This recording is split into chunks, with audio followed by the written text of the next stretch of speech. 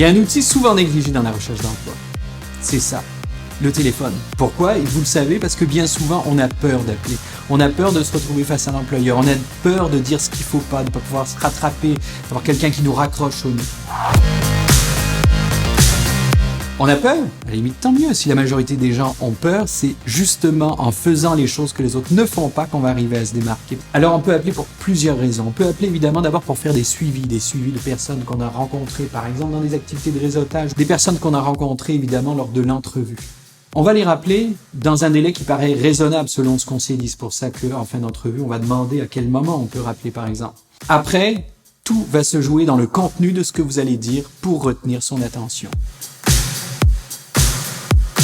On va appeler également pour solliciter justement un emploi ou un stage. La plupart du temps, quand vous allez appeler pour ça, bien sûr, vous allez tomber sur quelqu'un qui va vous dire « Non, désolé, je recherche personne ».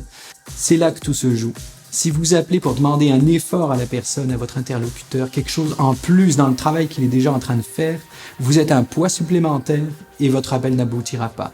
Donc le plus rapidement possible, vous allez essayer de tomber sur la logique suivante. Vous ne venez pas pour lui rajouter du travail, au contraire, vous venez lui apporter des solutions. Parce qu'un jour, il va finir par embaucher. Parce qu'un jour, il aura besoin d'un stagiaire.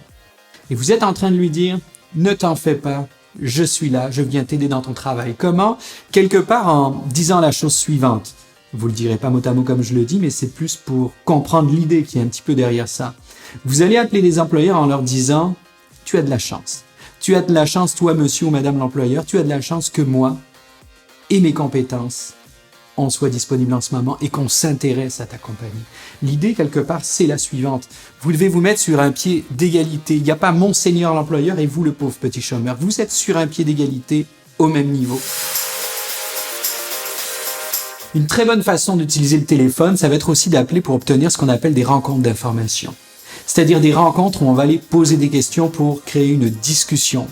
On l'a dit dans une capsule précédente, si vous posez des questions, vous créez une discussion. Si vous créez une discussion, vous créez le lien humain professionnel de confiance qui est la base de toute chose pour qu'on puisse vous engager. Et vous allez poser des questions sur la compagnie, les postes, le travail en lui-même, les possibilités d'évolution dans le secteur, etc. Bien sûr, la plupart des appels téléphoniques que vous allez faire ne vont pas déboucher sur une rencontre. Mais pensez à une chose, je me souviens d'un candidat une fois qui m'a parlé du fait qu'il avait passé 200 à 300 appels pour obtenir 4 contrats. Il travaillait à son compte. Ça a fait beaucoup d'appels qui ont débouché sur rien. Est-ce qu'il a considéré que c'était un échec? Ce n'était pas un échec, c'était des tentatives, sur tentatives, et il va essayer de s'améliorer à chaque fois. Quand vous allez décrocher votre téléphone, le plus important, ça va être de pouvoir vous adresser à la personne qui a le pouvoir de vous engager. Donc à la réception, ne dites jamais que vous cherchez du travail. Dites que vous voulez échanger avec la bonne personne. Si vous cherchez du travail, on risque de ne pas faire déboucher votre appel. Quand vous parlerez à la bonne personne, surtout, ne dites pas, même si votre maman vous l'a dit un jour, ne dites pas « je ne vous dérange pas ». Si la personne a choisi de décrocher, c'est qu'elle a choisi d'être dérangée. Évidemment, soyez poli, soyez aimable et soyez à l'écoute de ce que vous dit la personne.